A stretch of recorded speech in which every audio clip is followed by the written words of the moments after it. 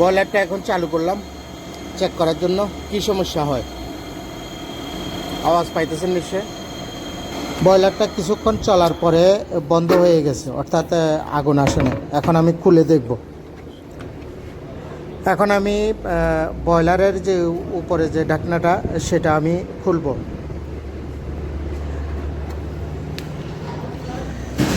এখন আমি এই বার্নারের যে উপরে যে কভারটা, আপনারা যারা বয়লার ব্যবহার করেন কিংবা এই বয়লারে কাজ করেন অবশ্যই জানেন।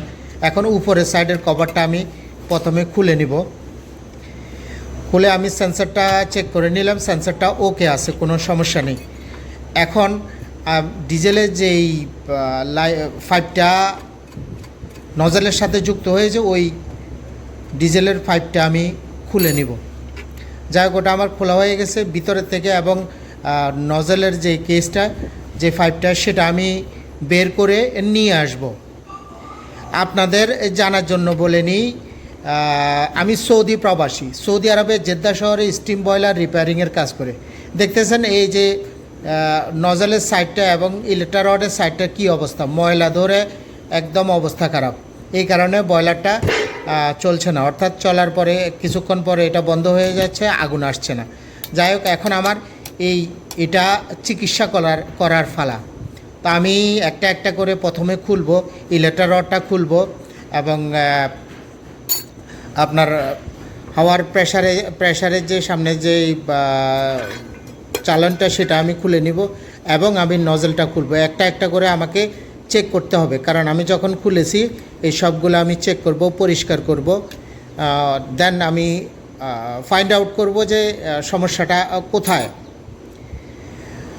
এখানে একটা কথা আছে, আপনারা অনেকেই কমপ্লেন করেন সবসময় বড় ভিডিও দিলে অনেকেই দেখে না নাকি বুঝে না, আমি সেটা জানি না। যেই ভিডিওগুলোর মধ্যে বড় অক্ষরে লেখা থাকে কিংবা ছবি থাকে সেটাই হলো লং ভিডিও। যাই হোক, এখানে ফেসবুকে একটা সমস্যা আছে, সেই সমস্যাটা হলো 3 মিনিটের বেশি বা 3 মিনিট 3.5 মিনিটের বেশি ভিডিও আপলোড করা যায় না। সেক্ষেত্রে আমি এই ভিডিওগুলা আমার যে ইউটিউব চ্যানেলটা আছে সেটা হলো ইলেকট্রিক অ্যান্ড টেকনোলজি। ইউটিউবে যাবেন, সেখানে চার্জ অপশন থেকে যদি ইংলিশে লেখেন ইলেকট্রিক অ্যান্ড টেকনোলজি, এটা আপনি স্ক্রিনে দেখতেছেন লেখাটা, এই লেখাটা লিখে যখন চার্জ দিবেন তখন আমার চ্যানেলটা আসবে। ওখান থেকে আপনি পুরো ভিডিও দেখতে পারেন।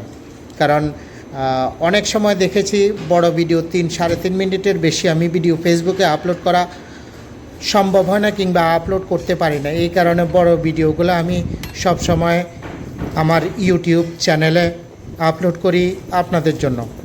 আপনারা যারা এখনও আমার ইউটিউব চ্যানেল সাবস্ক্রাইব করেন নাই কিংবা ইউটিউব চ্যানেল দেখেন নাই, তাদেরকে অনুরোধ করব, যারা এই ধরনের কাজ করেন কিংবা এই ধরনের কাজ দেখতে পছন্দ করেন, বিশেষ করে সৌদি আরবে যারা ইলেকট্রিক বয়লার কিংবা ডিজেল স্টিম বয়লার ব্যবহার করেন, এটার কাজ করেন কিংবা কাজ শিখতে চান, তাদেরকে অনুরোধ করব আপনারা আজই আমার ইউটিউব চ্যানেলটা খুঁজে বের করবেন এবং সাবস্ক্রাইব করে নেবেন। কারণ আপনাদের প্রয়োজনীয় ভিডিওগুলা সবগুলা লং ভিডিওগুলা ইউটিউব চ্যানেলে দেওয়া হয়। এখানে 3-3.5 মিনিটের বেশি ভিডিও দেওয়া সম্ভব হয় না। এই ভিডিওটা প্রায় 7-8 মিনিটের ভিডিও, তাও ছোট করার পরে।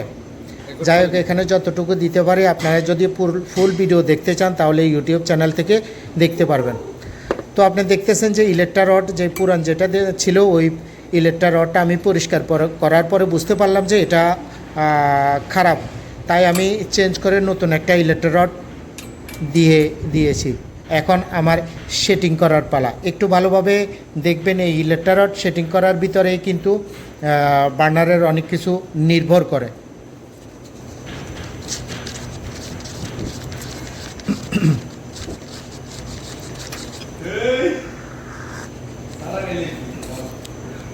তাহলে আমি ইলেকট্রিক রড ফিটিং করে নিয়েছি এবং পুনরায় আমি এই বার্নারের ভিতরে লাগিয়ে নেব। দেখতেছেন আপনারা নিশ্চয়। যাই হোক, ভিডিওটা লম্বা, অনেকে লং ভিডিও চান, এই কারণে অনেকে এখন ইলেকট্রোডের যে দুইটা কেবল আছে হিটপ্রুফ যে কেবলগুলো, সেই কেবলগুলো আমি ইলেকট্রোডের সাথে ফিটিং করে নিব। ভিডিওটা যদি ভালো লাগে তাহলে অবশ্যই ভিডিওটি শেয়ার করে দেওয়ার চেষ্টা করবেন, তাতে করে আপনার মতো অন্য ভাইয়েরাও ভিডিওটি দেখতে পাবে। কারণ অন্যরা যারা দেখতেছেন, আপনারা যদি ভিডিওটি শেয়ার করেন তাহলে দ্রুত অন্যদের মাঝে ছড়িয়ে পড়ে। তো আমি মোটামুটি নজল সাইড এবং ইলেকট্রিক যে ইলেকট্রোডের সাইডটা ওটা আমি ফিটিং করে নিয়েছি। এখন আমি ডিজেলের যে পাইপটা আছে ওই পাইপটা আমি এখন ফিটিং করে নেব।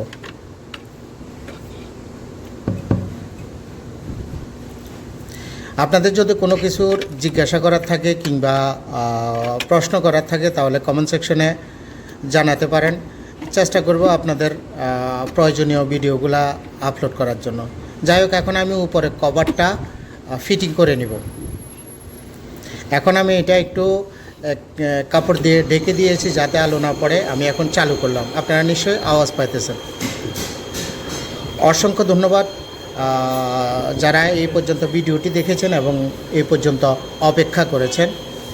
তো আশা করি আপনি বুঝতে পেরেছেন যে এই বার্নারটার সমস্যাটা কী ছিল, কিভাবে ঠিক করলাম, কিভাবে কি করলাম।